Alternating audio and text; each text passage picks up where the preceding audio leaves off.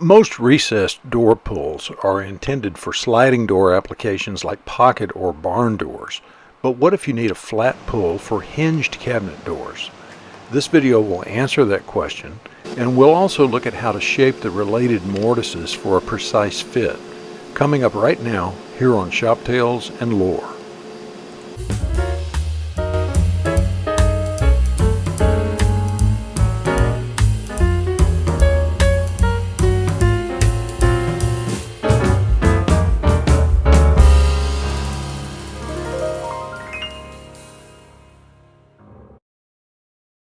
If you're a serious do-it-yourselfer or home workshop enthusiast looking for a variety of helpful content in one place, hit that subscribe button and ring the bell to be notified whenever we release a new video.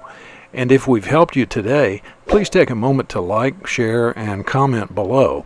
It helps these videos reach more folks, and your comments help others as well. Thanks again.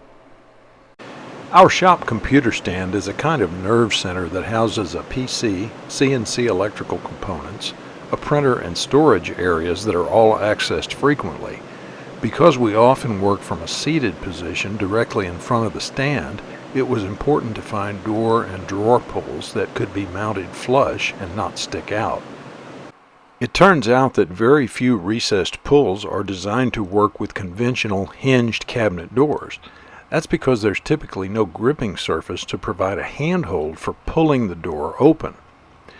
But we kept looking and finally found one that seemed like it might work. We'll put an Amazon link in the description. The recess in this version is undercut to form a slight lip that lets it function as an actual pull. In order to sit flush or nearly flush, this type of pull is designed to be installed in a mortise. This milling step could be formed with a template and a guide bushing in a handheld router, or maybe freehand without a template by carefully making multiple shallow passes, or even by drilling out most of the waste and shaping the perimeter with a chisel and carving gouge. We're just milling these on the CNC to save time for this demonstration.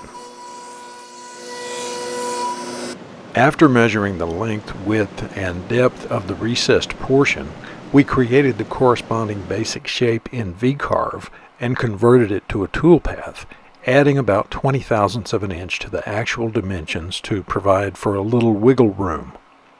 Once we were happy with the toolpath simulation, and after making a trial run on a piece of scrap, we mortised the workpieces.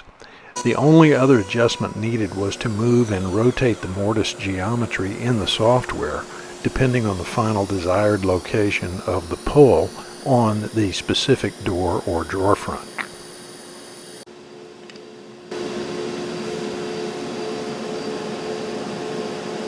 Finally, each pull is held in place with 2 screws, one at each end passing through the recessed portion.